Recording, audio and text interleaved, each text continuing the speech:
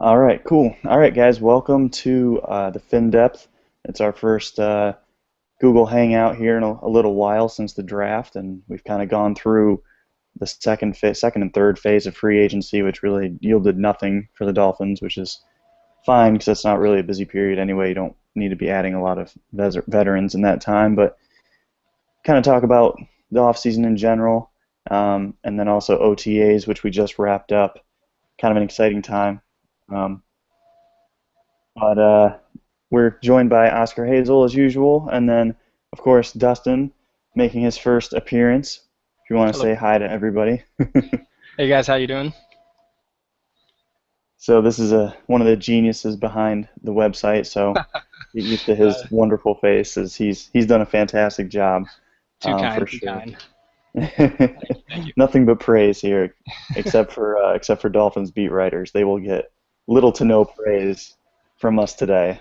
Well, true, but as you guys know, the website wouldn't be anything without having you guys to help contribute. So, well, yeah, that's what started it. Actually the Bullygate actually started it, but because we just got tired, me and Pablo ended up just getting tired of incessant Bullygate, and the day of the report being released is actually when the inception of FinDepth came about. That is awesome. So a little bit of history there. I didn't know that, so that's actually pretty cool. That's a really good reason to start the It site. So was just too much. ridiculous. It was. I just avoided social media completely for like two Oh, you weeks. saved yourself a lot of headache. Oh, I would. It's just like a thing at work where like I'll take like 5 minutes to scroll through the timeline, and I might not tweet anything, but I'm hmm watching people tweet, and it's like, oh my gosh, this is awful. Just everyone needs to stop.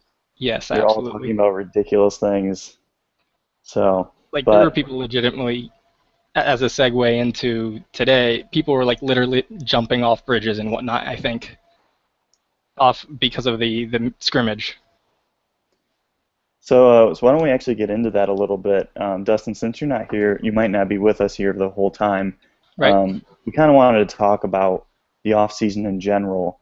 Okay. We haven't really gotten your thoughts on it, and just kind of True. starting back with free agency, and then can kind of highlight the draft a little bit, and then we'll get into OTAs. But why don't you hmm kick us off a little bit with the off season, kind of how you feel about Laser coming on and Okay. everything, because we haven't really heard from you. So. Absolutely. As far as Laser goes, love it. He seems to be a true chess match mathematician type coordinator, and really you need that. Um, Looking into him, I found a lot. Every single player that was interviewed was talking in some way or another about how he just knows when to dial in the right plays, and quite frankly, he overachieved at UVA with the talent that he had over there. And he comes from my kind of neck of woods as far as football goes. I love the West Coast offense. It's really kind of the system that I've studied the most, and he stays pretty true to it at UVA. He has some minor variations. He's a little less vertical at times, but at the end, I love the hire. Benton, love the hire as well. Uh, as far as the free agents, um, Albert made way too much sense not for it to happen. Um, Last year, elite left tackle in a zone blocking scheme, and we didn't have a left tackle. So, just you know, I don't want to say like I it was more of an expectation, so I didn't have like the wow factor, I would say, because it kind of was expected to be done, considering we looked at him the previous year. And the draft class, it's the first one that I got pumped about in about 3 years, or that I didn't have to pump myself for the next 2 weeks afterwards. Um, so Landry, I'm an absolute. I love. That's my favorite pick in the whole draft. Uh, we actually will be having a Landry specific piece coming up that I've been working on. Um, uh, Juwan James, as you know, got signed today, so a little unconventional from what I hear. 100% guaranteed, is that right?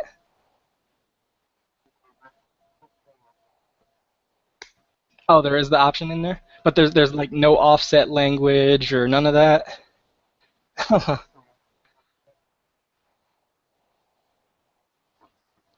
Yeah. Right. Right. Mhm. Mhm. Mhm.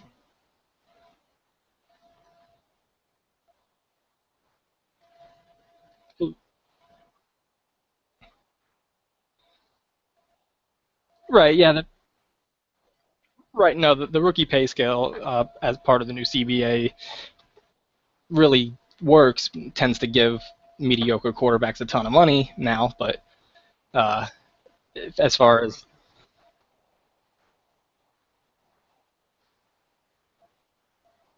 but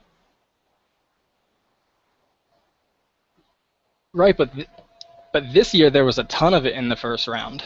I think like a week and a half after the draft, I remember reading something about every person that had been signed to that point had offset language.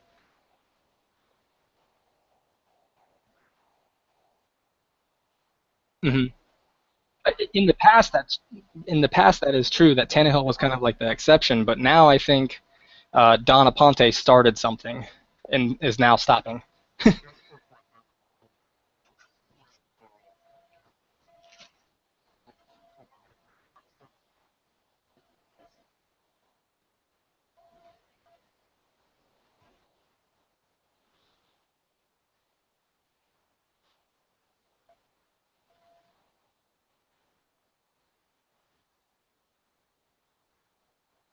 Right.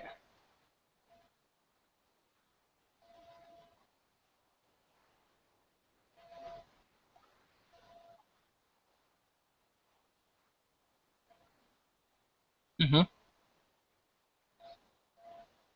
Hmm.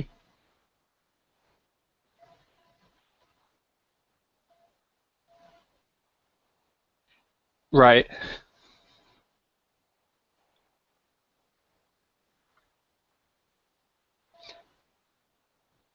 Hmm.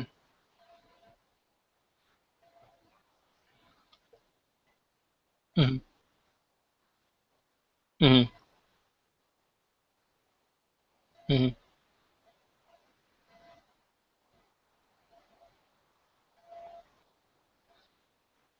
Right.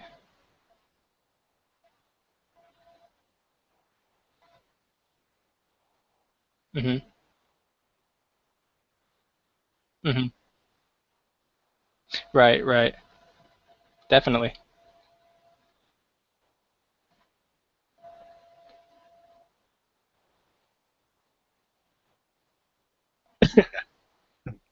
Yeah, I think there's only speculation.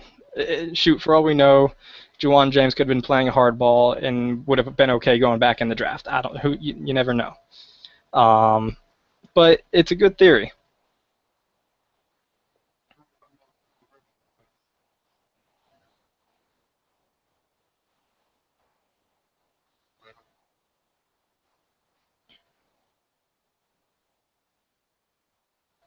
Right.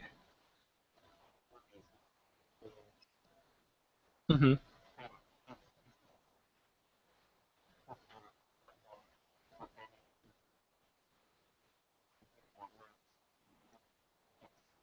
Who?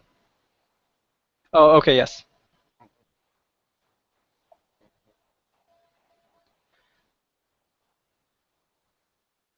Right. Hmm. Maybe, maybe.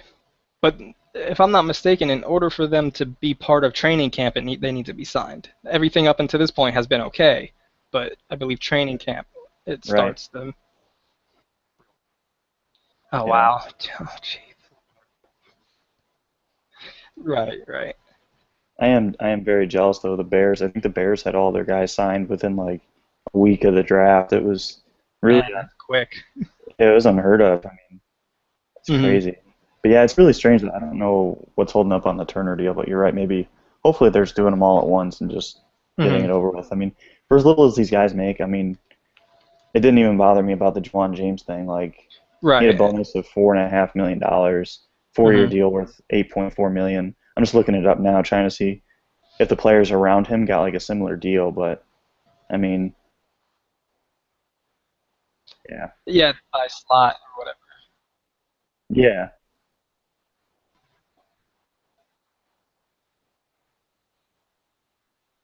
right. Right. Really, the only thing they can argue about is the offsets now. Right, right, right. It's kind of funny.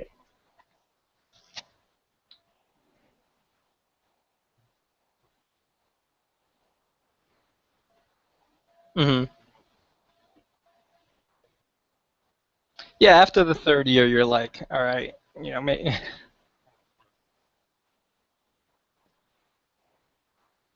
Hmm. So to give you guys a reference, just because I just found this, every player around James has received. Well, hold on. Let me rephrase that. So for the guys that have gotten a fully guaranteed deal, the highest guy that didn't get a fully guaranteed deal was Zach Martin at 16. It looks like he didn't get like $1 million. Well, less than $1 million wasn't guaranteed. Um, and then Brandon Cooks had all but like 500,000 fully guaranteed. So, I mean, the Dolphins kind of just did what the other teams around them did. So they really lost leverage in terms of that. So that's probably why that happened.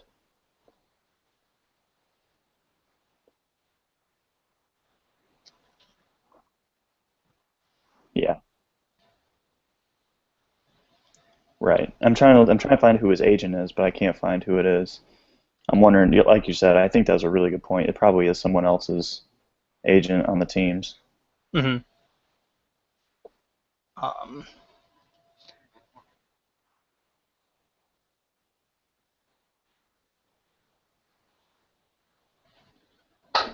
um, no, pretty much. I liked all the draft picks. Billy Turner, he's awfully. I like his style as far as the way his aggressive style, and I like honestly, he's got a great personality. If you've watched the documentary that he did, just cool dude. Uh, I don't really.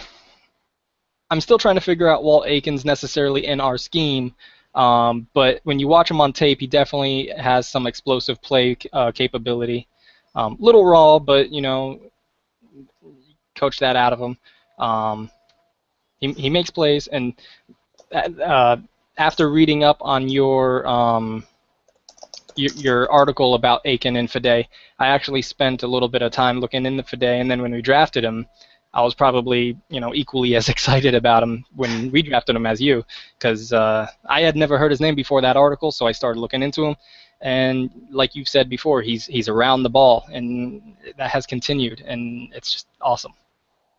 Yeah, and I was like really impressed by him. Some of the things he shows up on tape, and it was Hmm. kind of over 3 years. It was kind of the consistency, so many tipped balls, and even dropping into the flat at that kind of size and Hmm. length is really interesting. And I think maybe we can just even talk about kind of the backlash the Dolphins kind of got for small school players, and I think that is kind of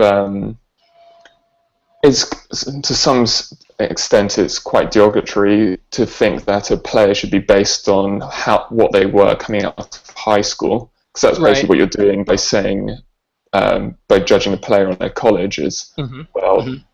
he didn't physically grow or mature at the time, or Fide had some issue. He was banned for his, or was suspended his first year at Marist, so maybe he had some Hmm. immaturity issues and didn't want to leave home, or I mean, we can only speculate into that kind of extent of all the reasonings for that. I don't think it's public, Hmm. but I mean, you just see the kid now, and his first step is just incredible. And for me, defensive line prospects, that's the first thing I look for is first It's step, and then it's like bends and hands. His yeah. hands are so heavy and violent, Hmm. and I mean, Yeah, it's he's got to refine some of his movements, like like you said, his hands are violent, but I think he needs a little bit of better placement in like swim moves. But for the most part, he's incredibly coachable, I think. It's just how he gets up. He just gets up way too tall. And Yeah, when yeah. you're that size, it's really easy just for an O lineman to get their hands on you. And so that's kind of, but that, again, that's like, unless he's got concrete hips, that's not really a problem. And the way he kind of moves in coverage, I don't think he has concrete hips. So, Right. yeah, I was really excited about that pick, and more so for kind of what it shows as kind of like the direction the team's willing to take and what they're doing with later round picks. They're looking for exciting prospects to develop. Not whereas before, if you look at the last Jeff Island draft, they picked Don Jones, just a safety team, a bad gunner. So for me, that was more exciting. You're taking a developmental pass rusher than a bad gunner. So I think it's just, and taking a risk on, I think, or what I kind of want to say about small school guys that I think gets kind of, is you're not taking a risk on them, you're just evaluating a player properly, and you're not just relying on seeing them play against comparable talent to the NFL. There's no college school that is, every week you're going up against NFL talent, 11 against 11. I mean, Alabama has some awful players in, and it's like Dion Blue, for example, who plenty of people are telling me, oh, he must be good, he went to Alabama. It's like, no, he is literally one of the worst defensive backs I've ever watched in my life. I don't care where he went to school, he's not good. Right. So that kind of frustrates me, that they're not taking risks, they're just evaluating talent properly. Right. And exactly. I can't say any better, actually. So. Okay. Well then, shall we move into kind of what's happened over the OTAs and minicamp, and I guess we can. First, I mean, maybe we should kind of outline what we take from the reporting. And what kind of we leave aside as this. I guess this is the one part of the NFL process where we can't use our own eyes to tell. So we're kind of relying on sources in which we may not really trust. So for me personally, I'm looking for kind of like any glimpse into formations or personnel groups, or trying to like. So, for example, they were saying there's a lot of play action. So from that, I assume they're going from under gun, from under center. That's still an assumption, because obviously you can have play action from shotgun, but or they were saying rollouts. So rollouts, you assume are from under center, but again, it's variable. But with the football minds we're taking this information from, that's what I also assume it is. So, I mean, at the end of the day, even if you understand, the intricacies of football, there's literally no way you can watch a single play once and get everything. You can't do it. There's too many things going on. So for these guys to basically watch it on the far field, and I've been there. The far field is about. There's a field in between you, and there's probably like an additional 20 yards before that field starts, and that's if you're in the front row. And the press boxes are actually in the very back. They're up higher, but they're in the very back, which would probably add another, 20 yards to that. So they're quite far from that opposite field, and you need binoculars basically. So for them, do Google Glasses have like a zoom function? Because then we know one guy that maybe right. They might. I don't know. But there's just sometimes you can get a little bit out of it, where you can say, all right, this guy's starting and this guy's doing this, and even that you can. It's June, but it's helpful to know that, hey, Tannehill and Jarvis Landry tend to have a chemistry building. What is that, or Gator Hoskins has even been catching, or Egnew even. I mean, Egnew's been on fire apparently lately. So Egno Inferno is. This should not be a surprise, really. No, I mean his skill set. I maintain this was right. coming. Right, and you really did spearhead that. I never gave up, but I also was like, we'll see. We'll see. I want to see it in a game, but I think the Jets. Or okay, this is an interesting thing to discuss. And like last Jets game, he had 2 receptions. Both, I think they were both comebacks, and they were he caught them 3 yards on third down. They were third and maybe 13, third and 14, that kind of range. And he caught them 2 yards in front of the down marker. So who would you kind of put that on? Is that design play on Agnew, the quarterback? Obviously, Tannehill was just hitting him in the chest. But I thought that was quite interesting. That was 2 plays, both exactly the same, and both failed to get the first down.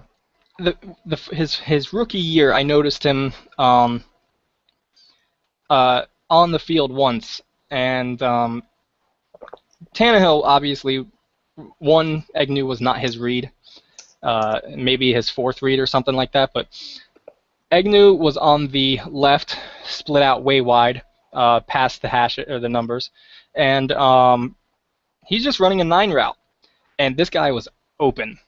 So to get open on a cornerback like that just shows, at that size, it shows quite a bit of athletic ability, and that's what he did in college, So we have been misusing him significantly, and we'll see how Laser ultimately uses him, and if used correctly, he could be a very nice second type receiver like Aaron Hernandez, who's not asked to block at all, even though he was technically better than the other guys last year.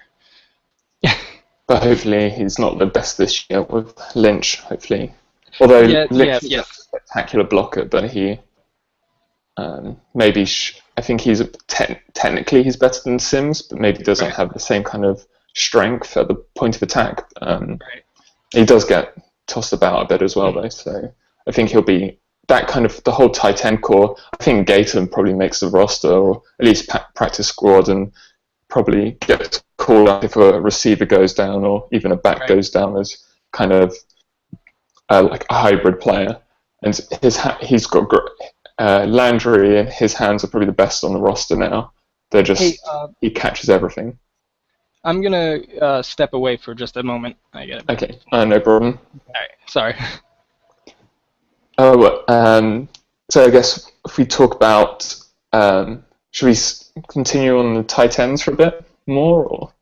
Yeah, sure. I thought Hoskins was probably the best news of the week, I guess, just because, I mean, looking at that roster, I didn't really expect a whole lot of guys to jump out of nowhere. Obviously, the rookies, I didn't expect anyone to know about these guys like Hazel, Fede. I didn't really expect them to really know a lot about those guys. So the fact that Hazel didn't do anything really of note was kind of concerning to me, since he's pretty polished already. I don't really know he can get a whole lot better at what he does, but I've heard I think Hazel's been on the 2nd and 3rd team, so he.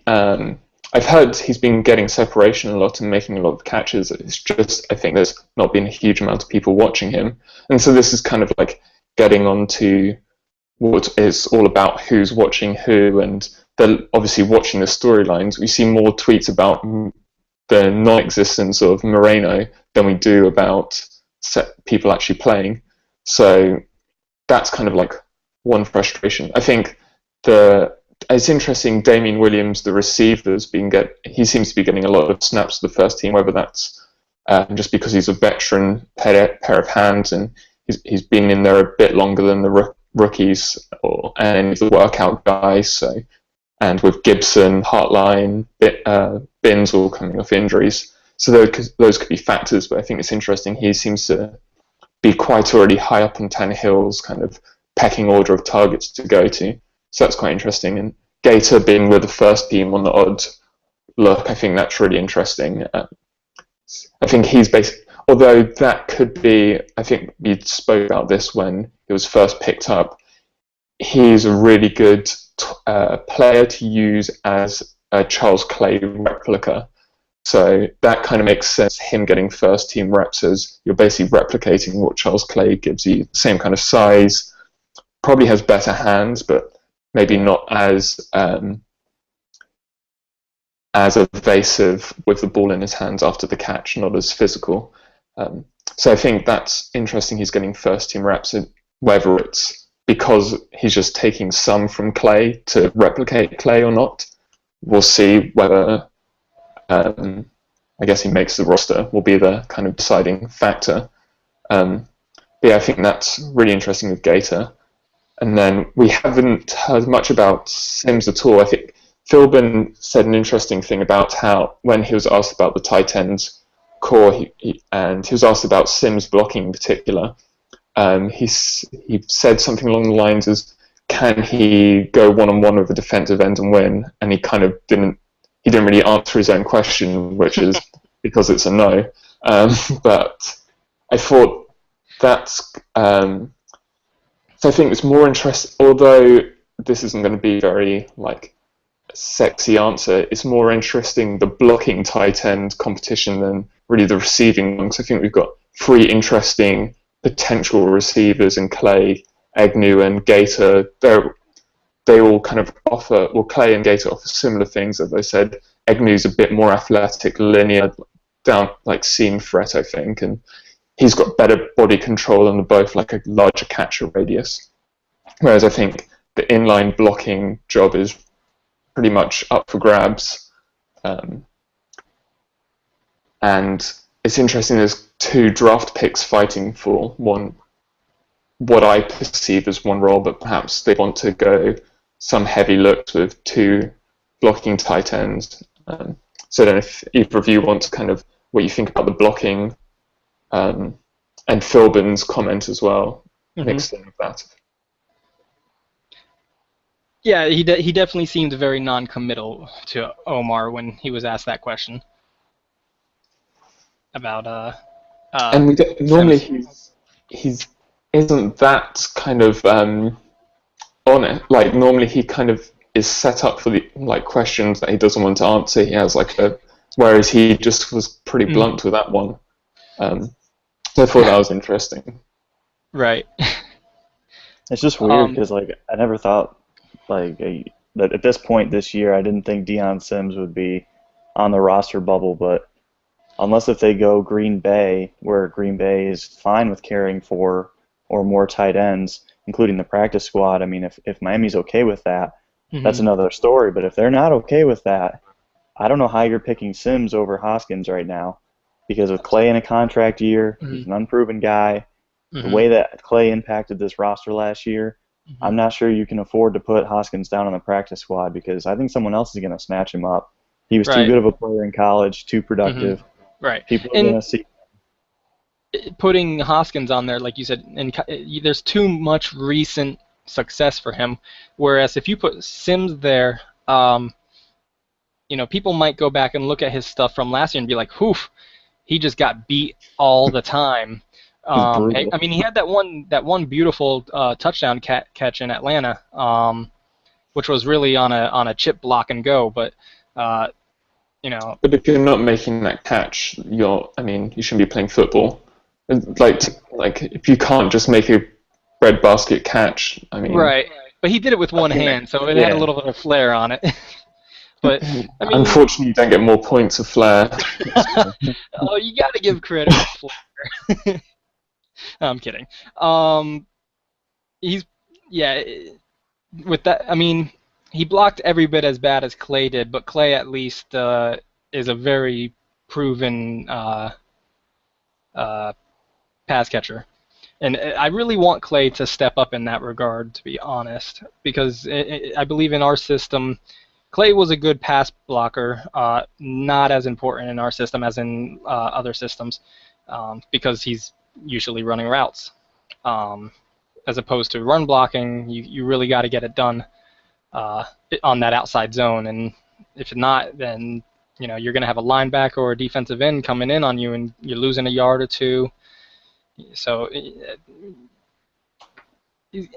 I think they all need to get better at that, but it would be nice if our starter.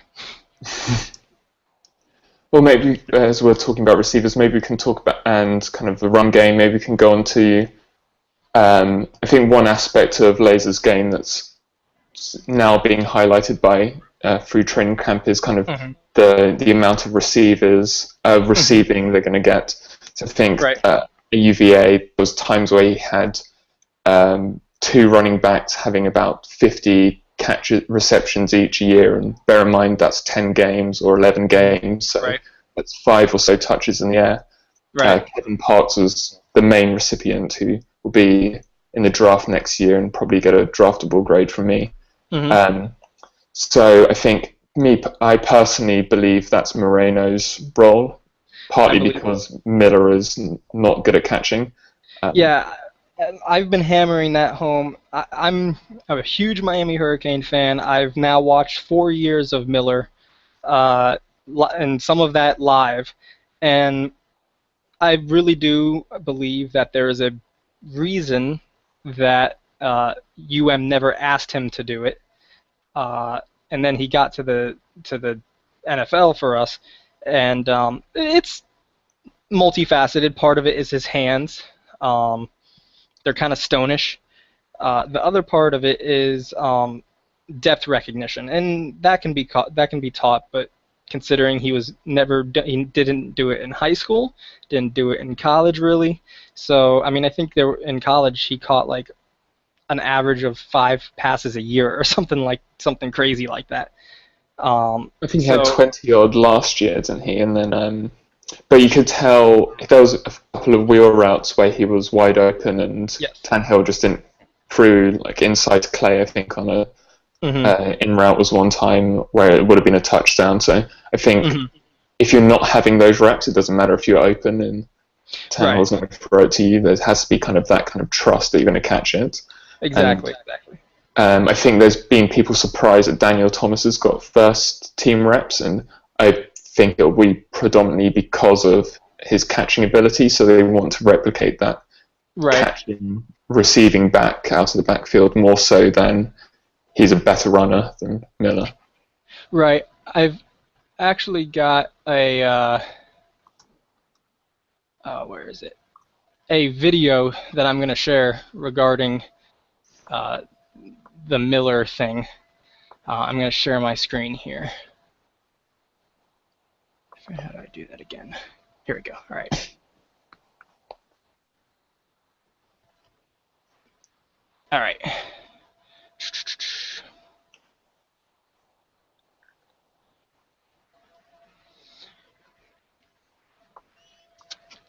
Oh, wrong one. Sorry. Hey, I don't want to see that video. It's not appropriate. Man, is it this one?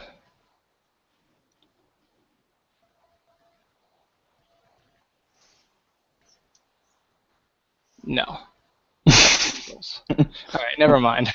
But you can describe it to us.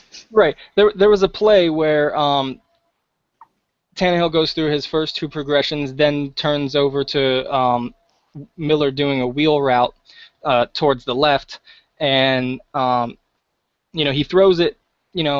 At first, if you just watch it, it looks like Tannehill's missing. But I went back and started, looking at the targeting of wheel routes, and basically he was throwing to a spot, and Miller was so far off that it looked really bad, and so I started analyzing it a little more, and basically instead of cutting up, he went way too far out wide before cutting back up, and it caused him to go like this, and the ball was 5 yards in front of him, and it was just like, oh, come on, man. That's kind of what I meant by the depth recognition that I was talking about before.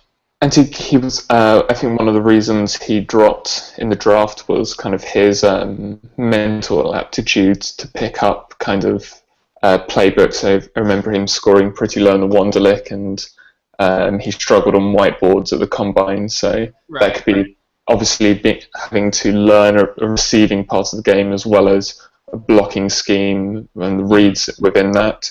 That's obviously perhaps that's too much for him, or. I do happen to like his lane identification and think he's a natural runner, but I don't expect much else as far as passing game from him. And until he shows me, I'm not going to change on that. No, I think that's fair. I think he'll probably get 20 or so receptions just from the amount of use, so 1 or 2 a game, just because you want to obviously give that look or dump offs and keep the defense a little honest, so you don't know every time Moreno comes in you're throwing the ball, but no more go type stuff. But and I also think Moreno has a better idea of when to step in to chip on the guy. But I think he has less talent actually blocking than Miller. I get really frustrated with this kind of notion that Moreno is a great pass protector. Right. I mean, I think he was in pass protection 80 times last year. Yep. And that's less than Miller was. And like almost half, or no, it was 140 or something like that from Miller. I don't remember exactly, but. And I think what was more, I think Bell was in 40 times and was in less. Monty Ball was in 40 times in pass pro in almost a third of the snap, so he was getting half as many pass protection calls as so he was getting more pass protection calls into snap ratio. So to me, that's kind of like they weren't really that convinced. And I think they were looking to trade Marino the last 2 years. Yeah, I mean, if you just look at Moreno's career, Miller's already more successful if you go, Moreno's first 2 years versus Miller's first 2 years. And then you look at a guy like CJ Spiller, who I actually think Miller is a lot alike, except for, I think, again, that Spiller is a better pass option. But as far as runners go, I think they're very alike, and I think their career path will end up being roughly the same. As far as Spiller really didn't break out to his third year either, as far as statistically, but held decent averages throughout his first 2 years as well. And I think something that's kind of forgotten with Miller is he came out really young. He's only 23, so he's still kind of in that he's still not a finished product. Like he's still learning the game. I think there was 5 or 6 drafted running backs that are older than him that came out this year. So if you're looking at just kind of upside, there's obviously a huge amount there just within youth and as he learns, and he hasn't got a huge amount of wear on him yet. I think the last 2 years, I think about 1,200 yards in the last 2 years, so that's not a huge amount of work. Right, and something like only like 1,000 attempts or something. Yeah. I mean, so, yeah, I think I would put my money on him being, if there wasn't any injuries, him being kind of the lead back. Right. And then I think if we maybe look at the rest of the depth chart, there's obviously the 2 undrafted rookies. I really like Orleans Darker. I think he's really interesting. I think he's pretty similar to Miller in their kind of running style, and I don't think he has great vision, as good a vision, but he's kind of can naturally run and get you. I think in his zone blocking scheme, what I kind of look for is if they can at least get that 4 yards consistently, and then the running scheme gets you the big holes when you constantly run, and defense over runs to compensate. So he consistently gets you 4 yards and has kind of enough wiggle and breakaway speed to kind of, if he does get to the second level and there's a second level block, he can keep going. So I don't know if Ian, you want to talk about kind of like any of the running back depth, or maybe even like Gillisley. I think he seems to have impressed this kind of process as well. Yeah, I really like Gillisley. I was a big fan of him coming out of Florida. I think I had like a third round grade on him. Hmm. I don't know. I really liked. I mean, you just look at overall what he brings to the table. I think he could be maybe not a number one back, but you really don't need that these days. Hmm. You really just need a guy that can come in and I mean, 10 touches a game is really, is it. I mean, it's not, crazy to think that we can have two or three backs get 10 touches a game. So it is interesting because, I don't give Omar a ton of credit for what he says, but I do give him a little bit of credit in saying that when the pad's, on and off, he's a little Hmm. bit different. Right. I mean, he couldn't get on the field last year, and we desperately needed a back. So it's interesting, but this is the year that he should make that stride. It's the second year now. Obviously, last year we didn't see any of these rookies on the field except for Jordan, who was pretty good, Hmm. um, contrary to public belief. Um, but Gillisley, no, I mean I'm really excited about him. I could easily see him overtaking No. Moreno, and I Hmm. good average to above that, slightly, very slightly above average at everything he does. Um, which means at 27, this might be his last year in the NFL, to be honest. With this running back class coming Hmm. out, if he doesn't do well here, he might might be it for him. But he is an average to slightly above average back. Um, but Gillisley, I think, offers you a lot more. You look at Moreno's injury history, and you're saying, well, there's concern there. He's been healthy, what, 2 years of his 4 or 5 year career? Um, Major issues there. And Oh, then, and like they're you said, talking point about an out, injury now as well, being kind of the reason he's dropped yeah, back, whether that's true or That's not. right. Although something leads me to question, is that just a way to get the media to stop saying, "Oh my gosh, there must be some overriding reason why the guy we think is the number one isn't the number one to you guys Yeah. right now?" I mean, Because I wouldn't dislike Moreno so much if the media wasn't constantly asking why he wasn't in the right, first. He's a right, good role player, but that's what he is. He's a role player, and right. I let him mean, be what he is. You just have to look at his contract to see right. he's a role player. the Exactly. A 1 year, what is it, 3 million or something? Yeah, something. yeah, I mean, the ridiculous thing of it too is, and I was just looking on ESPN, Eric Carabell, the fantasy football guy for ESPN. It's one thing for the Dolphins guys, especially Omar, to say something about Moreno not looking as sharp as you'd think he would for number one back. But he just said he was like, surprisingly, it seems like Lamar Miller is going to be starting in Miami. Like, Mhm. dude, you should know better than that. Like, if you watched any football of the Dolphins, you'd know it wasn't really Miller's fault last year. It was. You look at the Right, and situation. I mean, it was terrible.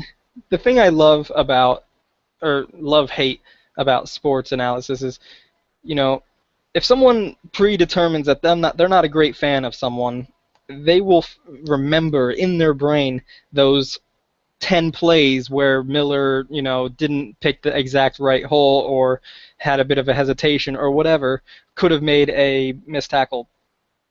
And they're going to just say, those 10 plays are enough for me to determine this about him. And sometimes that's really unfair. And just pretty stupid way of evaluating Right. talent. I mean, you are supposed to watch 5 games of material at the very minimum before you even come to any kind of analysis, and that's not 10 plays from those 5 games. That's five. It's crazy.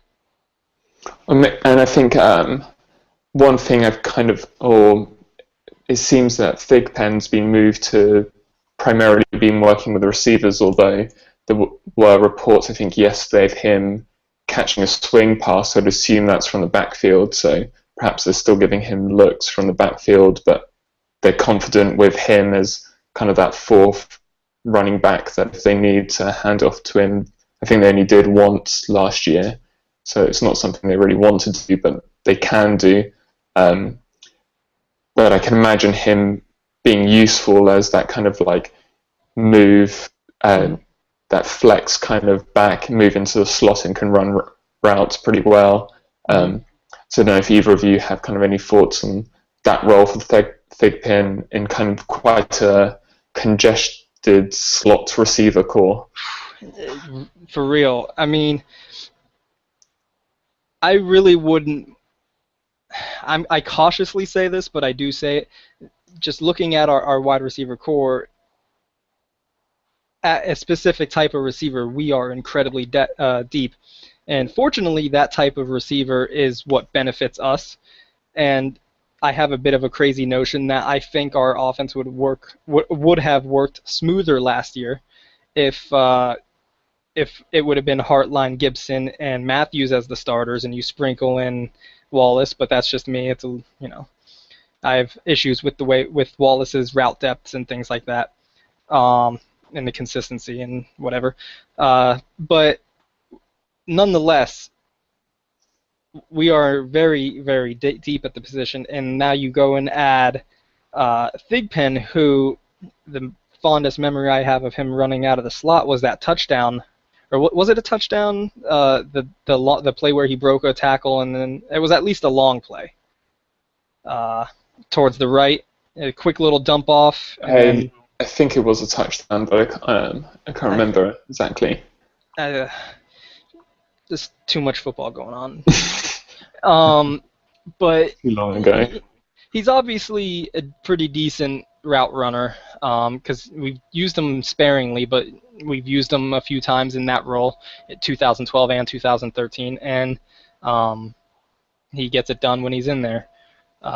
So you really got to ask, like, we have 4 guys at that slot type position, although I'm a firm believer that Gibson and Matthews and Landry can also play outside. Maybe not exclusively, but you start moving people around, they can play outside. Well, I think what's always forgot, Landry's kind of been given that kind of stigma just because of his size and speed. If you watch any LSU, all their goal line packages where they went to one receiver was Landry out there.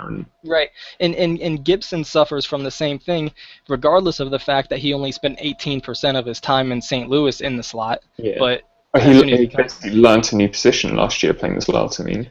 Yeah, and he was looking good until his knee got blown up. But so I think that's kind of one promising thing is you kind of have, and Hazel I think's quite versatile in that role. He can move inside and out, and so I think we've got kind of like a nice versatile core. Whereas maybe Thigpen's the only guy you'd say is pure slot player. Yeah, and that is absolutely what the West Coast office wants.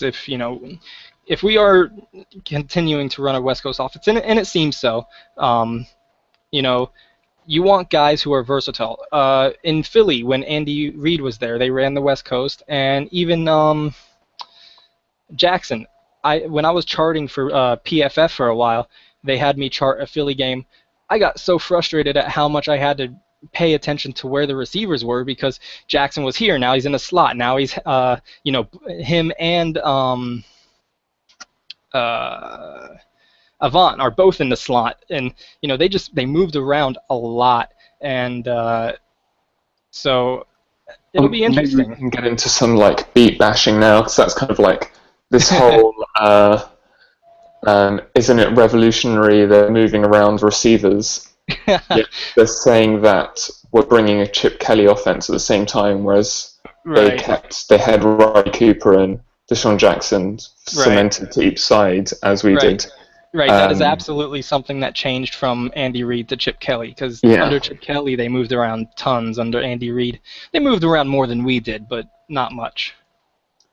Yeah, I mean, last year I think that they motioned Deshaun Jackson a lot, but they lined up in the same place every time.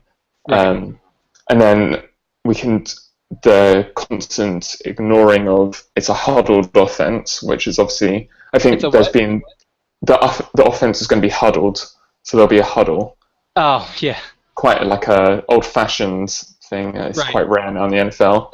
What's that based off? That one comment where Laser was like, "We're gonna huddle, but once the huddle's done, we want the tempo to be fast," or something like that. Yeah, the tempo's from the break of the huddle to the snap of the ball. Right. Yeah, everyone focuses on the word tempo, and so far they've said when the team's gone to up tempo pace, which I assume that's when they're going to no huddle. Right. So. I mean, whereas Chip Kelly never huddles.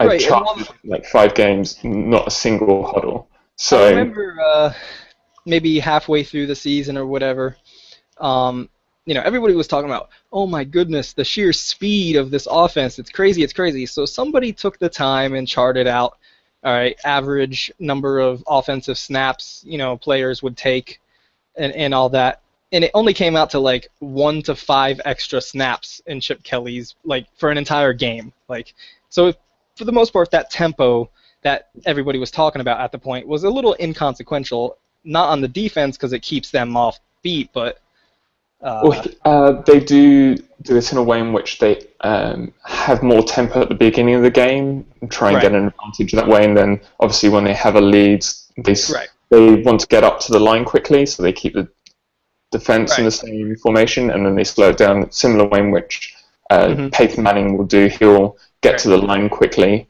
They preach that tempo from the end of the play to the line, right, and then they'll run up the clock hmm and just mess around with the defense for like 10 right, minutes, 50 right, seconds. But I think there's this kind of preconceived notion that tempo equals Chip Kelly, whereas I'm right, not saying that tempo from the huddle to the snap of the ball is a bad thing. It's a good thing. right, right, We thought Auburn use it really well. Laser did this a lot at Virginia, though. It's not something new. There's you can actually watch a game against Auburn. I yep, think it's the bowl game, and it hmm was the start of the second quarter. I kind of used this game as like the first half of that game is really good if you want to look at kind of what hmm Laser does, because it's kind of shows a lot of offensive, and they're kind of having to show everything. It's a big bowl game, so they're not kind of hiding anything. And it's the beginning of the second quarter. I think they're on the 14-yard line, first down, hmm straight up, quick snap, quick handoff, and walks straight in for a touchdown. So the whole defense just caught on their heels. hmm And that's what I was really excited about Laser when I first saw him. It's that kind of not just lining up, wait for everyone to be ready and go. It's kind of more kind of strategic, like trying to outthink your opponent. And right, that kind of tempo is really effective. But I think there's been too much just assumption that Lasers from last stop was Philadelphia, thus it's Chip Kelly. There will be elements that are similar, but they're the same elements. There's as many elements that were similar in Mike Sherman's offense that right. were in Chip Kelly's. Mike Sherman's offense wasn't necessarily. After this, I'm actually gonna have to head out. I just got my call, but just a quick note. Mike Sherman, the offense itself wasn't the problem. It was more so the play calling. I mean, Yeah. his route concepts were a little, not to my liking because they were a bit of a varied addition of the West Coast. But for the most part, it wasn't really the offense. It was when they were called and the frequency at which we called slants, or slants and comebacks. It's too much. But I've really enjoyed this with you guys. It's been awesome. We'll have to do it again. Absolutely. Yeah. Oh, thanks Absolutely. for joining. No problem. And if you guys are still happen to be going, once I get back, I'm just going to, talk about the thing. And then I'll join back if you guys are still going. Okay. Well, All right. hopefully we're still alive at the moment. We'll see how it goes. Or I guess, shall we move on to? I guess we don't need to talk about quarterbacks. I mean, Tannehill. Yeah. Like fan. people catch some Tannehill throws and some people drop them. Yeah. Matt Moore's just Matt Moore. I guess maybe we could talk about the defensive line, and I think this is kind of highlighted in the scrimmage, kind of like. I know Dustin's very passionate about this. It's probably good to avoid his hottest of takes, but kind of like sacks are maybe over or like very sensitive to getting sacks in this kind of system. And I think there's one way in which you can tell that's very evident is Garrison Smith was disruptive. And I mean, he has the slowest first. He has a really slow first step, and I mean, he is not a good football player. That was shocking. Like when I was doing the undrafted free agent thing for right after the draft, I was looking at this guy and I was like, this is like the definition of a two-gapping defensive end. Like the only reason he's going to make it is if we're going to play 3-4, and they just want this guy to eat up a block or through 2 or 3 blocks because he doesn't do anything like as far as gap penetration.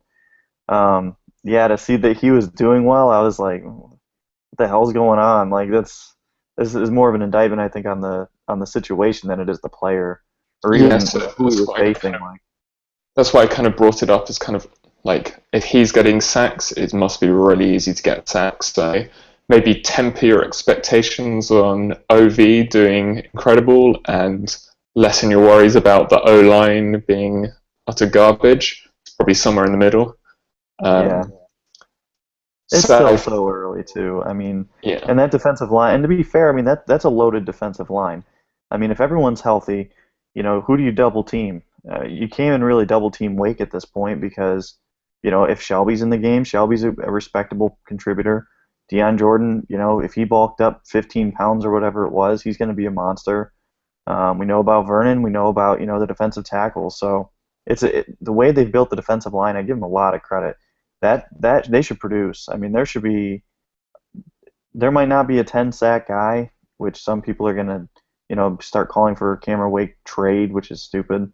But just because a guy doesn't have 10 sacks, you're probably looking at 5 or 6 guys that are going to have 5 to 8 sacks, which is more productive for your team than one guy with 12.5 sacks and then the opposite end having 4. and I mean, I'm not a great fan of sack numbers. I look at more kind of overall pressure, and if you Right. think, as you like said earlier, and people seem to have this impression that Dion Jordan was awful last year, whereas if you look at his kind of pressure to snap ratio compared to Olivia Vernon on passing downs, he was much more effective creating pressure.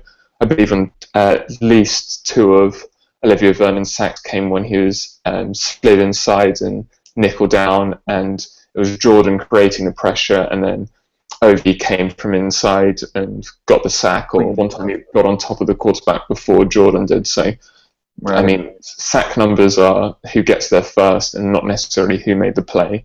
And it was Right. the Josh Norris disruption is production. And what we saw of last year, Olivia Vernon isn't disruptive, but he's productive. But I mean, I don't think he's the most talented player, but I think he has a good role as kind of being at least a and this is something we see in Coyle's defense as well in Cincinnati. They'll now be in Minnesota. They love having a defensive rotation, and that's like a really important part of this defense is having guys that you can sub in. And there's not really there's maybe a drop off obviously when you take out Wake, but that drop off is nullified by you getting it much fresher later on. Right. And it should be exciting if we get like a healthy Wake all year round, because obviously last year he was banged up for half the year, which I guess people forget as well. And I guess another thing, I mean, I guess this whole show is just going to be kind of about what you can take out of OTAs or not. And a lot of people always kind of seem to see this as either not in pads, so it's just useless time. Whereas I think there's certain position, well, obviously installation is very important for any new guys, and obviously with a new offense and any new people into the defense. Obviously, Soliai leaving, you don't have a conventional nose tackle anymore. So that's one thing I've been trying to find out, is whether we having that conventional 0-1 shade player. Obviously, Mitchell did that with the Texans, but he's not that conventional player. You're losing 40 pounds. He's stocky and thick, and he's got like good lower body strength, which kind of helps with that kind of weight. But there's going to definitely be a change in that interior line from what we've seen before. So whether we see it is too free teching all the time, or yeah, I think that's going to be interesting once we get to more open camps or pre-season, how that panned out. And I kind of got sidelined, but there's also, I think O-line is one area you can really do a lot of work in pads. You can drill in guys, especially in a zone blocking scheme. So much of the position is footwork, technique, hips, hands, and you can drill guys for hours and hours, and you can like get a lot achieved. So I think if you're thinking about this time as just like, oh, it's wasted, they're not in pads, the area we really need kind of players getting mental reps is O-line, and so almost not having physical work is better for the O-line. They can just work on FBs, especially when you have Billy, who's really raw, but as you can testify at the Pro Bowl, or Senior Bowl, sorry, he seems to take on coaching well from all the reports. So maybe you can kind of talk about any of the coaching you saw him taking on, or kind of what kind of maybe we can get into. I think O-line kind of Dallas Thomas obviously improvement's quite interesting as well. We kind of talked about this before, as we may only need to draft one offensive lineman if Dallas Thomas improves his lower body strength, which it sounds like he's in better condition. So maybe you could talk about kind of like Billy Turner coachability and kind of how you see the offensive line depth and battles.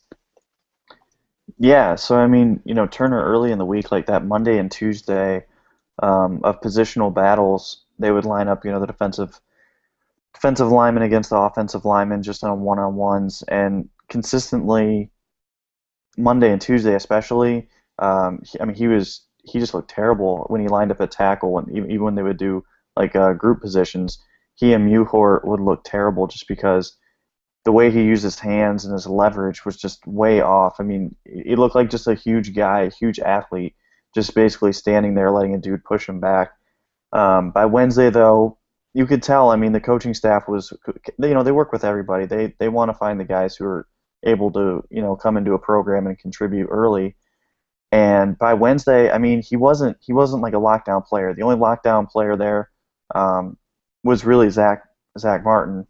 But by Wednesday and Thursday, I would have to argue that, Billy Turner was probably the second best lineman there. Morgan Moses was really productive in terms of his wins, but how he won is concerning. I mean, I don't know how that's going to translate.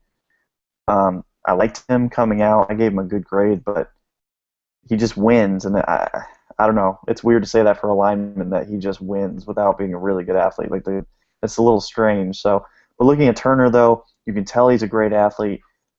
Like you've said before, he's got left tackle potential, and you can just see it in his quickness. You can see it in his demeanor, just his hand placement. He caught on quickly, and I think that having that ability as an offensive line unit, needing a starter so badly as they do, I think they're really going to see that progress when we hit, the preseason games. I think he's going to look like a completely different player in terms of technique and being comfortable at taking advantage of his technique. And then probably for Dallas Thomas, he sounds like he's in much better shape. Sounds like he's ready to roll at guard. And I mean, until he plays, though, it's kind of hard to tell. He didn't get a chance to play a whole lot last year, and when he did, he looked pretty bad, which is fine. He's a rookie, mid-round pick as a rookie. I mean, people like to hold draft picks against people and say, well, your third-round pick didn't contribute. Well, your third-round pick is really just a roll of the dice anyway. So, and he kind of had the whole off season off as well. I think he had a tricep injury, so that doesn't help when your main floor is your lower body strength, functional strength. If you don't have an off season to kind of work on that, I think he was healthy during OTAs, but then and camp. But then you're working on picking up as a rookie. You're picking up you're not really working on conditioning. You're working on your playbook. I think Dallas didn't do a pro day or combine, so that kind of shows like if you're not being able to work out to even run around in shorts for your biggest job interview, there's obviously a serious injury worry. So it's good he's had a full year, and he seems to be, whenever people ask about the most improved players, he seems to be high up on that list for Philbin. So I think that's promising. And as we're talking about him and Billy Turner, they've both been kind of playing at left guard Dallas with the first team, Billy with the second team. When they both talked about that, they've stated as they're they're in one position to learn that position and the line calls, and then they're open to moving around. So it'll be interesting to see kind of how the line ends up, whether maybe we have an all Tennessee right side, and then Billy next to Albert. That could be one potential line, and then Shelley would be the swing guard. And maybe if we talk about a new arrival, Jason Fox, he's been playing left tackle and right tackle for the second team, and I think that's kind of where his value is going to be. Obviously, he played right tackle for Detroit. He only got really a full game last game of the season last year because of injury. He played left tackle in Miami, so at the U. So he's going to have that kind of value, and there's no one really else that's going to be a swing tackle unless it's Billy Turner. So I think as a backup, if you're going to have Billy as the left guard for his rookie year, or as a guard, you're working as a guard, I think Jason Fox is a good kind of swing tackle. And then if you need to, if or when Brent Albert goes down, you can either see if Billy's been good enough as tackle or guard to like swing him out, and then you can put in Shelley Smith, or you have Jason Fox. So we're starting to build some depth. And one other interesting thing is I think when Pouncey was out, I think it was the Tuesday of the OTAs, Sam Brenner was the centre that stepped in. So he's obviously taken that role from Garner, and we've seen Garner be more a left tackle and guard when it's come to second and third team. So I think Garner could be the bubble player when it comes down to kind of who makes it, and that may surprise people. He also has quite a large cap number, around $1 million, so that could be a deciding factor. And obviously, I mean, he hasn't got a huge upside. He's 28 now and just kind of hovered around. If he couldn't win a job last year, when can he? Yeah, when he got a chance to play, it was more of the same. So, yeah, I think it goes back to kind of what we talked to after the draft. I mean, we had talked about, with Turner, Shelley Smith, whatever we could get out of Dallas Thomas, and now we're actually seeing some of that development that we've put into him kind of start to pay off a little bit, and we'll see when the pads come on and he plays somebody. But I mean, like you said, he's in shape, healthy for the first time, and you talk about Deion Jordan, that's another guy. I mean, it happens. These guys get into these camps, they're drafted, they're put through all this medical stuff. Sometimes they come and they're just not healthy, and you just have to deal with it. That first season's a redshirt season. I mean, how does that change people's perspective when you start to say, well, Deion Jordan was almost on, injured reserve. Jamar Taylor was basically on injured. He played a little bit, but I mean, he was hurt, for most of the season. Then you say, well, Dallas Thomas was basically hurt all of last season. So it kind of changes the perspective on the draft class. Entering year 2, we've kind of talked about it before, is basically getting a whole nother group of rookies that's now conditioned, now been through the strength training for a season, ready to contribute. And then, like you talked about, that offensive line becoming a position of strength. Jason Fox as a backup tackle, I mean, that's tremendous. That's tremendous depth to be able to say that we're going to be able to bring him in instead of Garner. Garner's been, very below average when he's played, and like you said, I could easily see him being cut. As long as Fox can stay healthy, hopefully he can, because that's a great asset. And it is more of a matter of when Brandon Albert goes down, because his track record says it is. It's just, it is what it is. You sign the guy, and you sign a guy like Fox just in case he has to play 2 games, and you're not going to see a huge drop-off. Hopefully not like a Tyson Clabo-esque drop-off by signing a guy like Fox. But I've really liked everything I've heard so far. I haven't seen a whole lot about Shelley Smith, but he's been getting beaten a lot inside, but he's at right guard, and that's kind of his deficiency, is pass protection to the right side. So, I mean, that's not a surprise. Right, you had talked about that when they signed him, is that he was more, that would be his weakness. So it is kind of strange how they've used the guards, but like you said, if they're just installing at that position and then able to move him around, I'm perfectly fine with that. I'd be more than happy to start Dallas Thomas at right guard and then, Billy on the left side. If that's what's going to be, I'd be more than happy with that. Well, I think that the reason why Shelley Smith was playing right guard with St. Louis was they were left-sided, so their strong side was the left side. And they went a zone running team, so they're pulling guard was on the right hand side, so that's why they had Shelley in the right. Whereas most conventional is to have, or the more conventional is to be a right strong side team, and you have your pulling guard at left guard. So that's why I believe he was at right guard, and then maybe they're just trying to ease him in, not give him too much. Obviously, I think he played a couple of his first games with the Rams at left guard and struggled a bit, but he came in kind of during the season, and well, he mainly struggled against Justin Smith and Alden Smith in their prime. So I mean, that's you can't really, you can't really knock someone too much for that. So whether they're just easing him in that way, I'm just going to check now to see where he lined up, because obviously he has a history with Benton and with the Texans. So I'm not sure where he lined up on it, even if he did play. No, I don't think he ever started. So maybe that doesn't really help. No, so I don't know where Benton gave him reps, whether it was left guard or right guard. But it's interesting now. I think we have five players on the depth chart that were, or four that were starting left tackles at their college program. And Albert was a left guard, so that's quite interesting that we have more tackles along the line than at tackle. So maybe the level of competition, though, for sure. Like the difference in competition. I think it's a really interesting group now, and at least there's a lot of youth there other than Albert's the veteran, and so that's kind of, and Garner, they're the two old guys, so that's interesting. We've got quite a young group.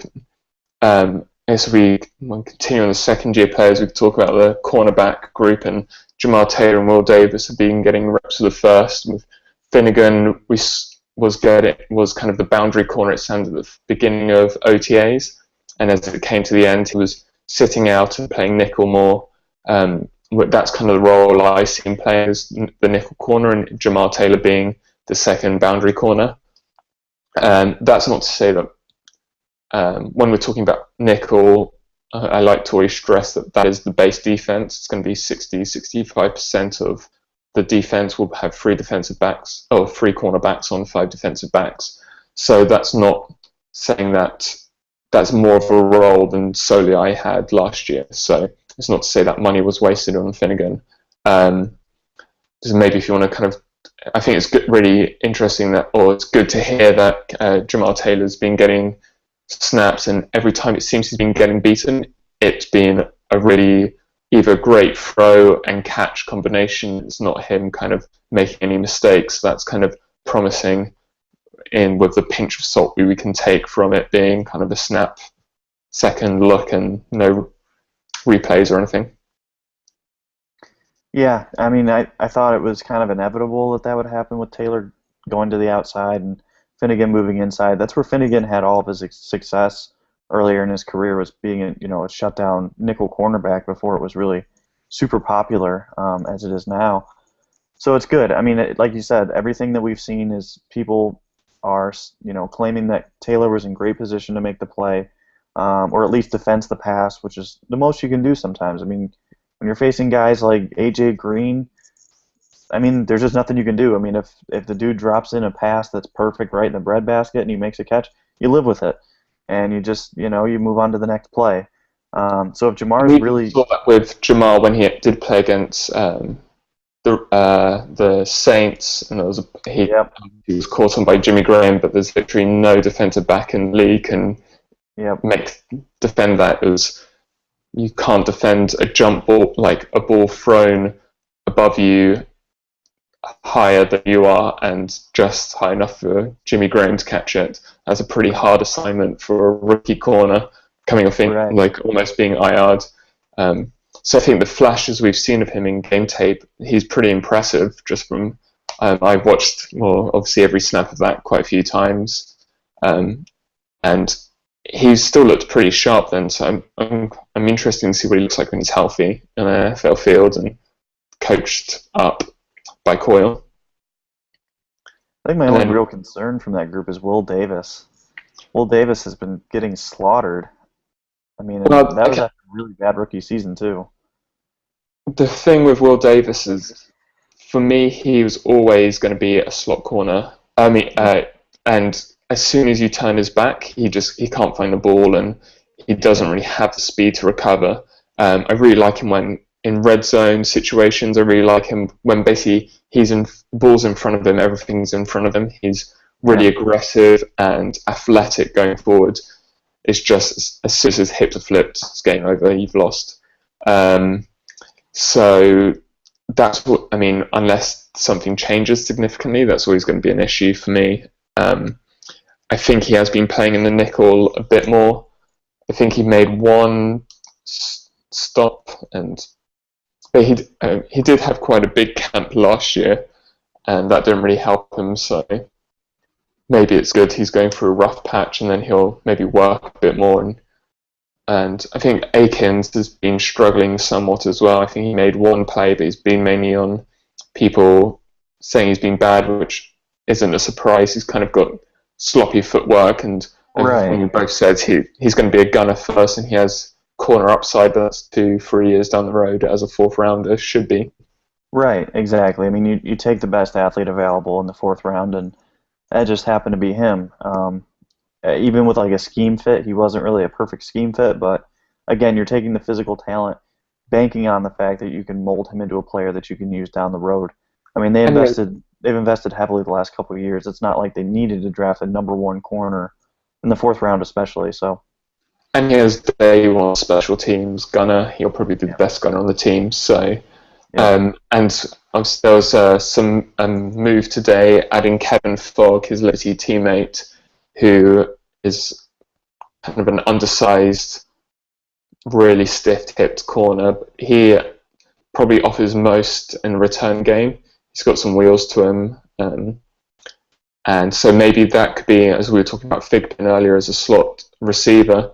I mean, Thigpen's going to get on the roster on returning duties. So I think this, to me, and Damian Williams, the receiver, are kind of that's the competition for returner. So it'll be interesting who comes out of that. And I mean, if Thigpen maybe gets more work as a receiver next year, and then that's going to be more than Kevin Fogg will give you. But that's kind of interesting that they've obviously gone for two Liberty players. We had two Morris players when Fide both joined, so we've kind of seen this. I've kind of mentioned this before. We've kind of seen they like to bring in people that everyone's familiar with. There's been kind of pairs of two, whether it's Delmas and Fox, Bicknell and Albert. We're kind of seeing like it's like Noah's Ark, Philbin's Ark, Hickey's Ark, whatever you want to call it. We should trademark that. I'm And I'm interested to see more about this Jaleel Brown guy. I've seen his name a couple times. I mean, I know he played for the Chiefs, played sparingly. well, But he's like the biggest corner we have. I think he's like, so he's like 6'1", and he's like over 200. So he was kind of like when I looked at the kind of roster tendencies, he was kind of the outlier, so I didn't really know what he was. But yeah, he seems to be playing pretty well. Um, he's more of a press player, so maybe they're going to use him kind of the same way they occasionally used Nolan Carroll. The odd time mhm, they used cover free bail technique or goal line packages, they like to press a bit more. Other than that, we saw kind of everyone off coverage. But yeah, I think um, again, but I think with corners, it's interesting. I think you can have a pretty fair battle in with no pads on corner receiver. So it's quite interesting whether it's just bad throws or they're forcing throws instead of just throwing it away because you may as well make someone make a play. Maybe that would be interesting to know whether they actually kind of preach that, whether they'd rather a quarterback throw it away or like at least give a defensive back something or a receiver something to fight over. right. Because I maybe you don't want your quarterback getting into that tendency, but it'd be quite interesting to kind of promote that kind of competition. It's like, well, you may as well go for it. Yeah, especially with this wide receiver core. I mean, it's a bunch of twos and threes. So I mean, mm, it'd be great to see if someone can Damian Williams has been really interesting. I think that's going to be a fascinating battle between he and um, Marcus Thigpen, because I think that's the battle at wide receiver. Um, Although they're vastly different players, it's I just don't see where that roster spot's going to come from to keep them And both. yeah, and I think even Binns is going to have a hard time finding a job.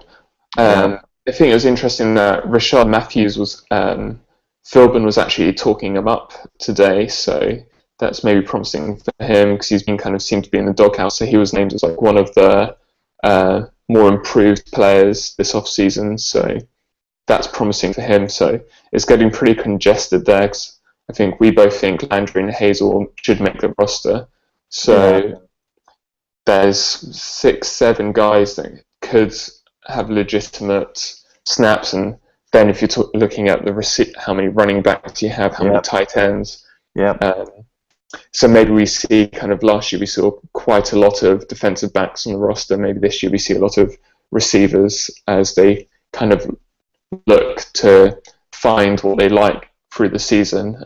Obviously, I think the defensive backs was somewhat due to injury of Jamal Taylor, and they didn't IR him, so that's obviously adds an extra defensive back in there. And I think there's no real other surprises within the secondary. Delmas is doing, is it salsa or dancing, some sort of dancing, so that's yeah, nice.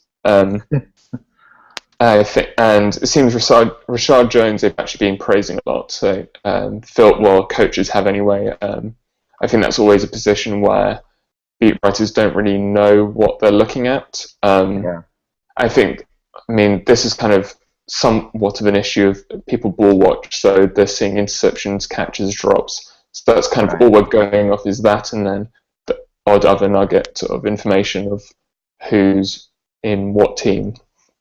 So I guess the last call to go through is the linebacker, and there's been kind of a lot of movement. Missy seems to be kind of non-existent the past week after being the Mike linebacker for most of or for all the OTAs up until this past week. So I think they've still haven't kind of said who'll be the middle linebacker. When they've spoken about it, it's always been kind of said the worst case scenario, they've just doubled the depth at 2 positions, which it makes sense when you look at the depth of the linebacker position. It's pretty horrible. So if you can kind of move around players and create depth in your starters, that always helps. Because obviously Mitty is a nickel player at the moment, so if you're teaching him how to play a nickel, that improves that nickel depth. And then, so I think this last week it's been basically the same as the starting lineup last year, with Missy swapped in for Jenkins as a strong side linebacker. So maybe if you want to kind of talk about those kind of move, like how that linebacker kind of battle is going, and what you kind of think of what's happened. It seems Alabi's been the guy that's kind of been moved around, and Wheeler has kind of been weak side the whole time, which is interesting as well. Yeah, I think it's just tough. I think they're in a tough spot with linebacker. I mean, with Ellerby, I think he is the guy to move around. I think you can do a lot with him. Obviously, we know what he can do in the middle. I don't know if he performs that poorly again. If he's going to be lined up in the middle all of this season, it's kind of hard to imagine him playing that poorly again. He was in position for a lot of plays. He just didn't make the plays. So I don't know, you wonder. I know he had some injury issues last year as well. And it's his first year behind that kind of that right. front, and so that's kind of like a big change. But then if you're saying it's the first year behind that front, it's going to be the first time Missy's ever reading inside out. Yeah. So you're kind of stuck for me, you're stuck between a rock and a hard place. You're going between someone who I think Alabi is better athlete, better instincts as a linebacker. I think generally his instincts before he came to Miami were good. I think maybe kind of the stunting and obviously that chemistry between the 2 interior linemen, you've got to then read that chemistry that they're not really signifying that strongly because they kind of know what they're doing. whereas Missy's been predominantly an edge player until the past 2 years. And a good one. Yeah, and I think this is something Philbin always talks about. He's a fundamentally good player. You don't need to worry about offensive linemen being on him. He can shed tackles. He's got a good pad level. So fundamentally he's good, but he's not a fantastic athlete. He hasn't got fantastic instincts, and he's never done this before in his life. So that's kind of scary as well. Yeah. So I think that's interesting. I think it's promising that Jenkins is kind of being the nickel backer. I think if you're having him in coverage, Wheeler on blitzing downs, you're kind of, that's better than last year to a certain extent. So and Tripp's been moved now. He was kind of I think it was rookie Minicamp. He was at middle linebacker, and now he just seems to be predominantly weak side linebacker, which I think is his role. And so that kind of fits what I think. I was talking about. I mentioned a couple of times that it makes more sense to have Tripp your Mike linebacker when you have a load of tryout players, someone that's been there for a while, because we didn't draft or didn't really have many.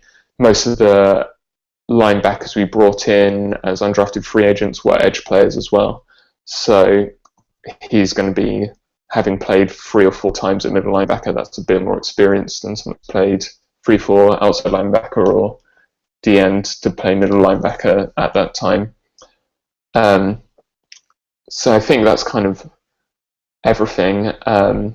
Do you know kind of why Mitty hasn't been playing? I mean, we haven't really seen, he hasn't, they've said there's always been 100% attendance, but they've never said why Missy, they haven't seemed to be Missy working with a trainer or anything. He just doesn't seem to exist for the past week, which is interesting. No. Yeah, I can't recall anything coming up recently. I'll try to look it up real quick, but yeah, I mean, like you said, I mean, if you're going to put him at middle linebacker, it's just strange because he's one of the better strong side linebackers in the league, just because he's so good technically, and he's not dominant or anything like that. But I mean, he's absolutely worth what they're paying him to do. So if you're going to move him into middle, are you making one position weaker just to make another maybe stronger? And you're not making the position that was the weakest any better because it was a weak side linebacker that was the weak point. So you're kind of leaving what was, unless bringing in the new linebacker coach kind of lights a fire on Wheeler because he is a talented player. He's shown talent before. It's not that he's awful or has never been good. He's shown more talent than Ellaby ever has in an NFL game. So, I mean, they could develop. They could find it easier maybe with the defensive line having a worse chemistry and having to signal more things. I don't think it hurts having Missy know more. But yeah, I think that'll be interesting, kind of how that develops and whether over this next 5 weeks, I don't think there'll be many roster moves, but maybe we see, I think the linebacker depth behind Jenkins and Tripp, Trusnick, and I mean, there's no one really good after Jenkins and Tripp. Right. I mean, both those guys to me are nickel backers. Maybe Tripp could be a weak side linebacker, but I mean, the rest is trash. Yeah. No, for sure, and it's strange how they've kind of neglected the position outside of taking Tripp and trying to get to a quality. But I mean, I don't think they really even tried that hard.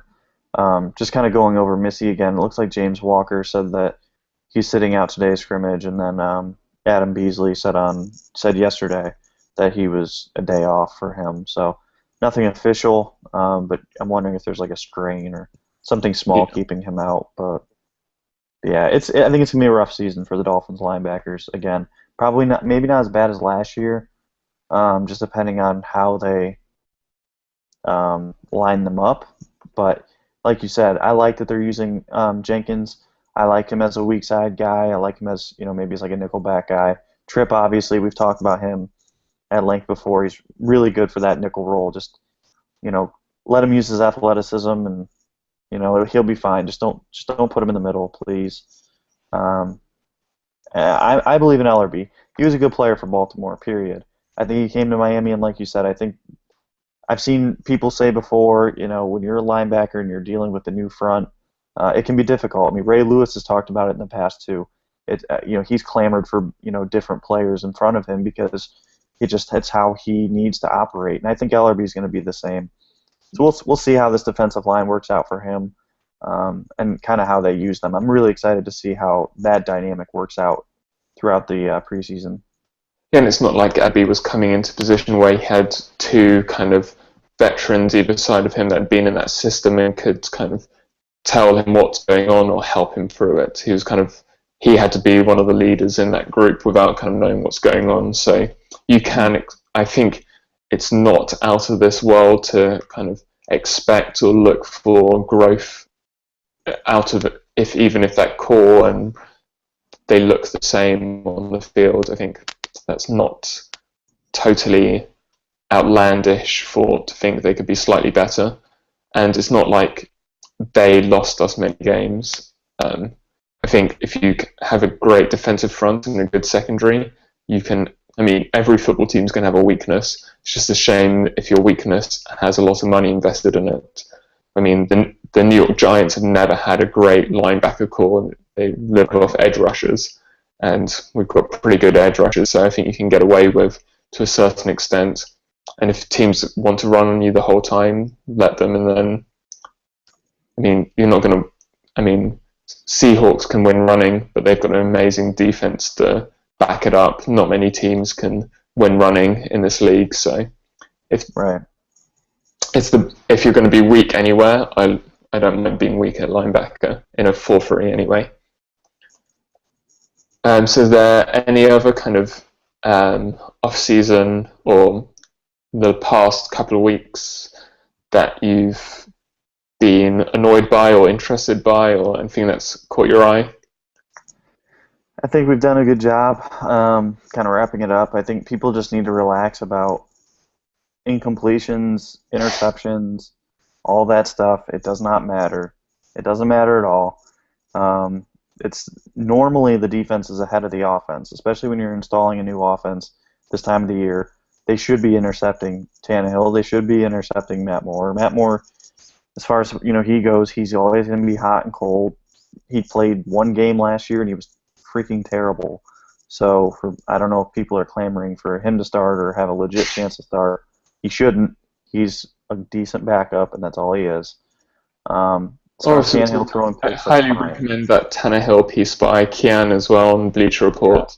Yeah. That's really good. So if you haven't read that, definitely check that out. It's non-biased for some non-biased Tannehill evaluation. I think that was pretty fair. Maybe slightly. I think he does look at upside, which obviously you should do for a young quarterback.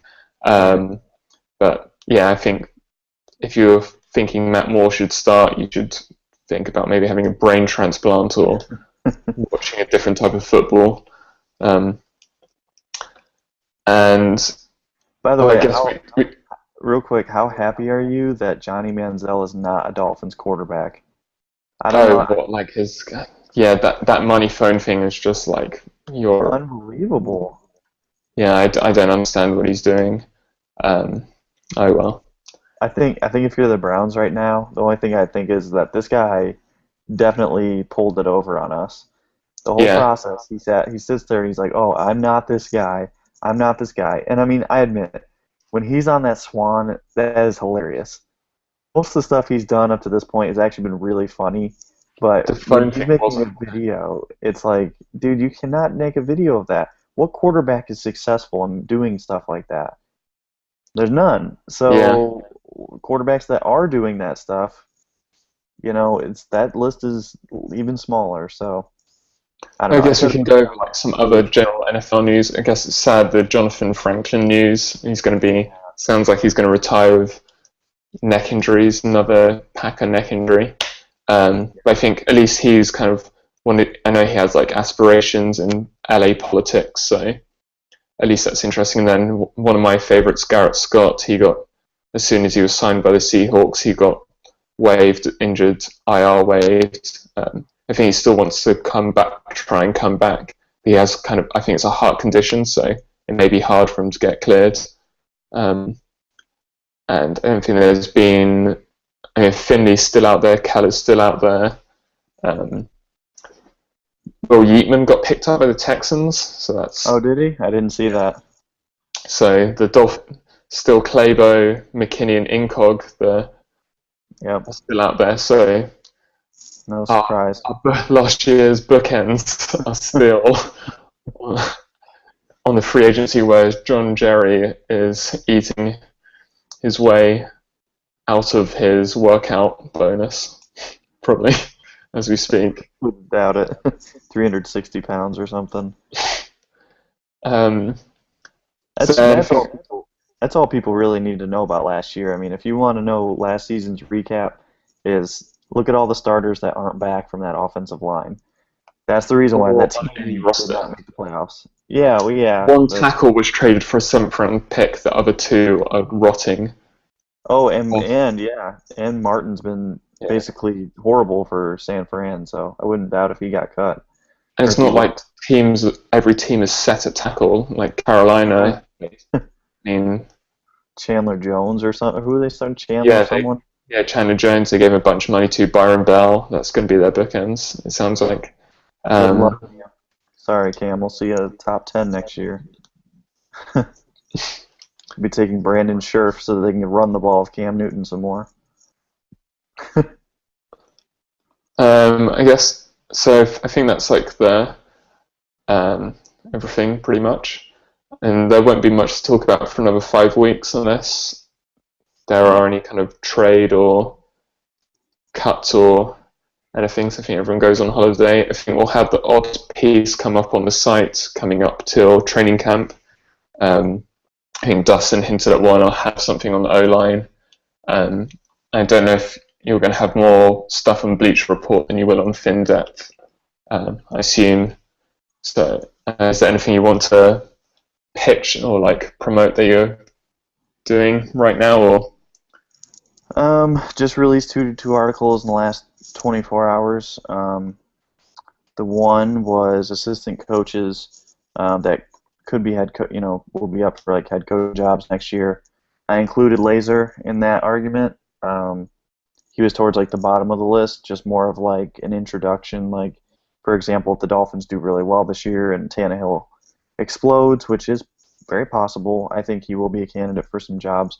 I know the Browns were interested in interviewing him last year for the head coaching position. And then also yesterday I released, let me try to find it. I forgot what it was. 9 players poised for massive success in their contract year. There's also a Dolphin in there. I put Jared Odrick in there. His short game has been really good of late. His OTA short game, yeah. Yeah. So I mean, I think I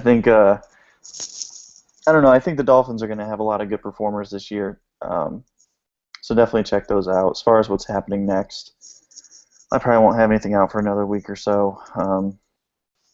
Just working on scouting for stuff next year, which is kind of crazy, but I'm watching the Big Ten, so if you know anything about Big Ten play, it's kind of brutal outside of a couple prospects.